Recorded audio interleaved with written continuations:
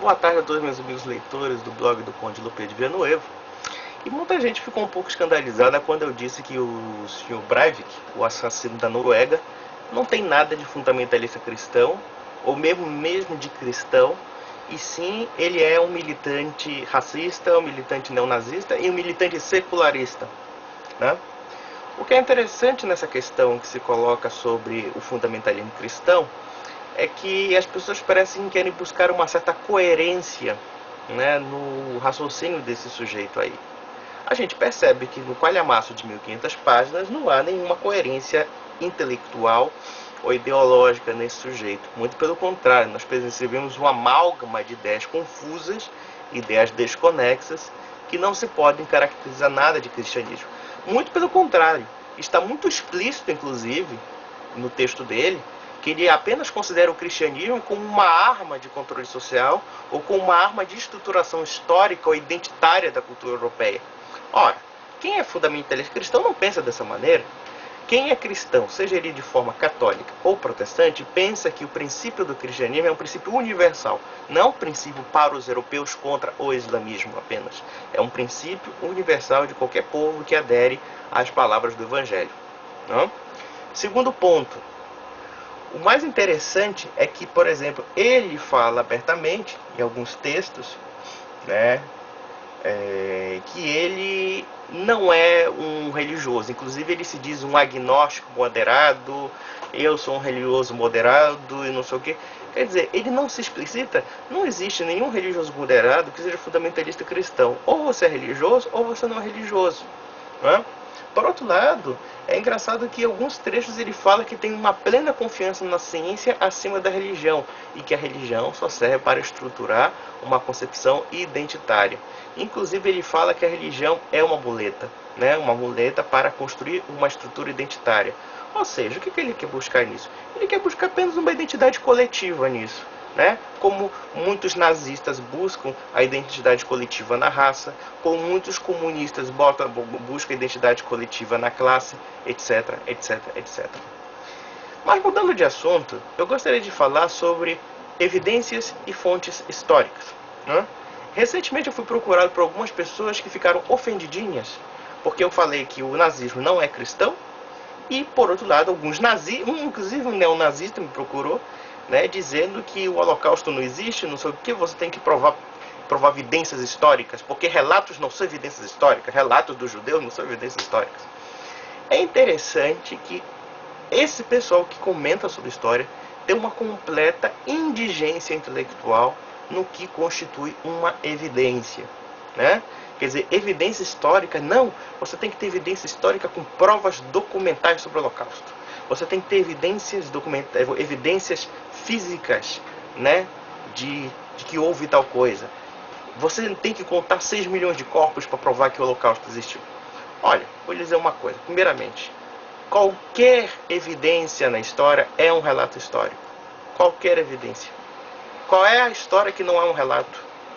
Qual é a história que não é um relato? Seja ele documental, seja ele escrito, seja ele falado. Qual é a evidência histórica que não é relato? Olha, vou dizer uma coisa, eu fico assim chocado com a imbecilidade humana, até que ponto está chegando, quando a gente percebe que existem meia dúzia de pessoas que dão palpite sobre assuntos e não têm uma leitura esmerada. Esse sujeito neonazista não conhece nem mesmo a bibliografia mais especializada sobre o assunto. Inclusive diz para ele, olha, procura bibliografia especializada, ou seja, pesquisando fontes primárias. O que são fontes primárias? São baseados nos relatos, baseado na documentação que foi encontrada, baseado no conjunto de determinados fatores que formam, né, a construção da visão histórica, ou seja, como a gente reconstrui aquele fato histórico. Não é diferente, muitas vezes, em alguns aspectos do direito penal, né? Se alguém diz que testemunha não é evidência histórica, então você acaba com o direito penal, porque muita gente pode ser presa pelo simples fato de haver vários testemunhos que viram um determinado tipo de crime. Alguém vai precisar de prova documental para provar um assassinato? Alguém vai precisar de prova física para provar um assassinato? Não necessariamente. Ninguém precisa provar a existência de um corpo para ver um assassinato. Basta que haja algumas outras evidências que comprovem, né, que pode ser inclusive relatos, que comprovem um assassinato, que comprovem alguma coisa. Então, quer dizer, essa pessoa não sabe nem o que é uma evidência, fica falando merda, falando porcaria, né? Por outro lado, eu recebi um vídeo em que mostra fotografias de padres e bispos que aderiram ao nazismo. E isso é, na cabeça desse pessoal, a prova de que a Igreja Católica era pró-nazista, né? Por outro lado, nós temos que ver, outros tipos de prova, que são os discursos do Hitler, né? Os discursos do Hitler com relação à religião. É interessante que, quando se trata sobre Hitler, a gente acha que o Hitler era uma pessoa sincera quando falava em público, né? Que era realmente as reais intenções dele, né? Porque, por exemplo, se a gente analisar a historiografia sobre o assunto, existem declarações pró do Hitler e contra o Hitler. Ou seja, intramuros ele pensava uma coisa, né? Publicamente ele falava outra. Por quê? Porque Hitler era um demagogo, Hitler era um mentiroso, era um homem perverso, e a gente tem que ter cuidado com essas fontes.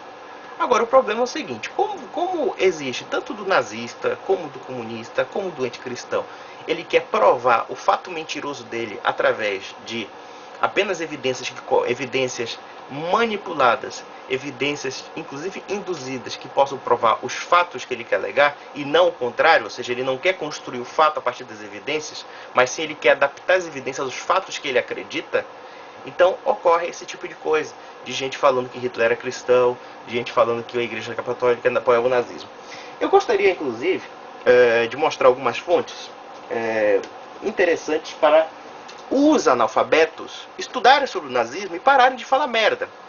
Bom, nós temos aqui um clássico da história da biografia de Hitler, chama-se Hitler, de Johann Keffer, um historiador alemão, né, que inclusive faz uma brilhante obra sobre a história de Hitler, baseada em farta documentação histórica, em uma análise profunda da sociedade alemã, certo? E que vocês, analfabetos, devem ler. Eu sei, são mais de 1000 páginas, eu sei que vocês são preguiçosos, mas quem sabe vocês começando a ler alguma coisa, vocês começam a evoluir um pouco, né? Vamos pegar outra coisa aqui. O Ian Kershaw, Ian Kershaw, um historiador inglês. Tem um outro livro dele, o outro livro mais grosso, que hoje em dia saiu, uma bibliografia inclusive da Companhia das Letras, sobre o Hitler. Quem quiser.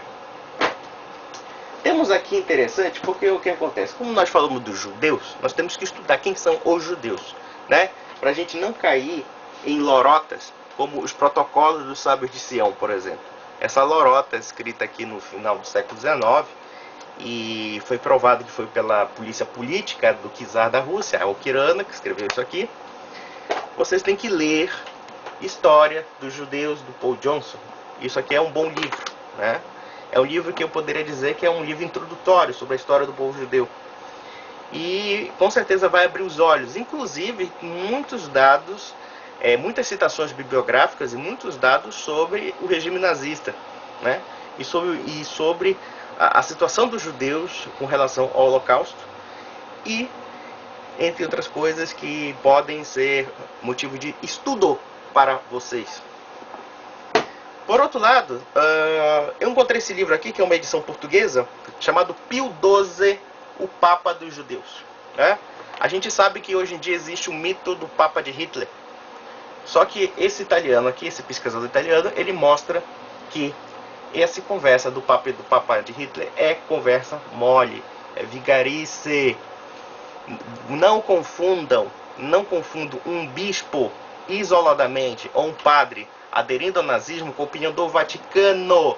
Opinião do Vaticano é uma coisa, opinião do padre da teologia da libertação é outra, opinião de padre nazista é outra. Então não façam essa confusão ridícula, porque a própria Igreja Católica nunca apoiou o nazismo. Tanto não apoiou que em 1937, eu já falei da encíclica Mitte Brennendes Org. Procure essa encíclica do Papa Pio XI, que escreveu contra o nazismo, né? E a gente tem que ver uma coisa. Tem também, que também é uma fonte original, o Mein Kampf do Hitler.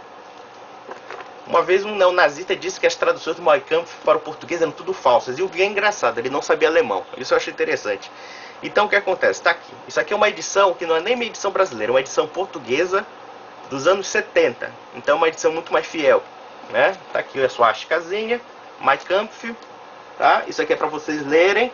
Aí você faz o seguinte, para vocês vão ver o que é a doutrina do partido nazista, o que o nazismo pensa, e vocês leiam um compêndio da doutrina social da Igreja Católica. Isso aqui é um compêndio resumido, já que vocês têm preguiça de ler livros, vocês têm preguiça de ler encíclicas, então procurem, tá? Esse compêndio aqui você pode encontrar numa editora Paulinas ou Paulus qualquer.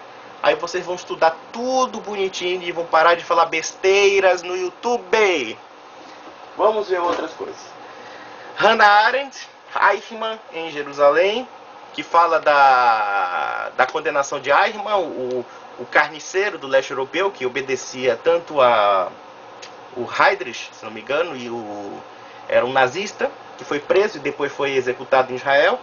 E a Hannah Arendt comenta sobre a banalização do mal nesse livro. Tem as origens do totalitarismo, inclusive o historiador John Lucas, de maneira muito injusta, acha que é desonesto o livro, mas eu discordo dele, né? John Lucas também é um bom historiador sobre o nazismo. E vamos ver aqui também livros de história medieval, já que eu percebo que tem alguns imbecis que chamam a história medieval de Idade das Trevas. Para quem não conhece, leiam O Outono da Idade Média, de Johann Huizinga. Johann Huizinga escreveu essa maravilha, esse capiroto aqui, tá? Desmistificando a Idade das Trevas. Vocês vão ver como a Idade Média, em alguns aspectos, era uma idade linda, uma idade de luz.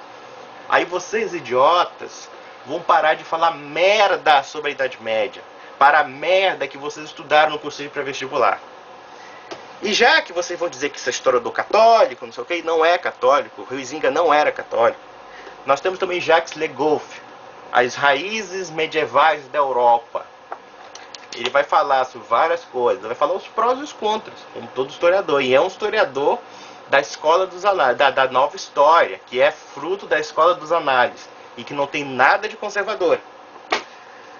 Jacques Le Goff também, Os Intelectuais na Idade Média, para vocês estudarem, começarem a estudar. Infelizmente, se eu pegasse todos os livros sobre Idade Média aqui, não cabaria o vídeo, já que vocês estão de saco cheio de mim. E também um livro introdutório sobre a Inquisição. É um brasileiro, eu creio que esse João Bernardino Gonzaga, ele seja inclusive penalista, estudioso de direito penal, e ele escreveu esse livro chamado A Inquisição em Seu Mundo, com grande e farta referência bibliográfica. Vocês podem pegar a partir dele, inclusive Harry Kamen, até o Alexandre Herculano, que escreveu 3 volumes sobre a Inquisição Portuguesa e um volume especial sobre a Inquisição, e vocês podem procurar isso. Isso aqui é o que eu mostro, o pouco que eu ainda posso mostrar, porque tem muita coisa. Só que o pessoal tem que parar de falar muito e tem que estudar mais. Tem que parar de falar besteira, tem que parar de procurar fragmento, sitezinho bobo do Google, e começar a estudar bibliografia, começar a pegar livros visíveis. Esse códex aqui, esse formato de códex, essa invenção do século IV depois de Cristo, vai ser insubstituível para o computador. A não ser que vocês tenham paciência de ficar baixando o rolo do computador e ter saco para ler nessa coisa que não é muito prática, que é uma tela, né, de um PC. Né? Mas isso aqui é muito prático, você pode levar para sua casa. Você que mora em São Paulo pode passear no metrô e ficar lendo. Poxa, que legal, a Inquisição não era aquilo que eu pensava que era, né? Aí você vai ler sobre o Hitler e vai perceber que de cristão, ele é tão cristão como Stalin era cristão, né? Ou seja, tanto quanto, ou seja, absolutamente nada. Então, meus amigos, eu vou lhes dizer uma coisa. Saibam estudar história, saibam estudar o que é referência bibliográfica, saibam estudar o que é evidência. Vocês não sabem o que é evidência, vocês cobrem evidência científica, vocês não sabem o que é evidência científica, vocês falam de evidência histórica, vocês não sabem o que é evidência histórica, tá? Tudo que vocês sabem é orelhada, nem de livro. Olha, vocês não são nem dignos de orelha de livro, vocês são orelhas de Google. Orelhas de Google, certo? Orelhas de Google. Então, meus filhos, eu já dei a referência mínima para vocês estudarem. É claro que eu não posso pegar Regine Pernod aqui, eu não posso pegar outras coisas aqui. E eu não estou falando isso por arrogância. Eu não estou falando isso por arrogância. Eu estou falando apenas que eu estou mostrando alguma coisa para bater, a cara para bater. Eu estou perdendo meu tempo falando certas coisas com isso. Então, meus amigos, muito obrigado. e agradeço pela sua atenção.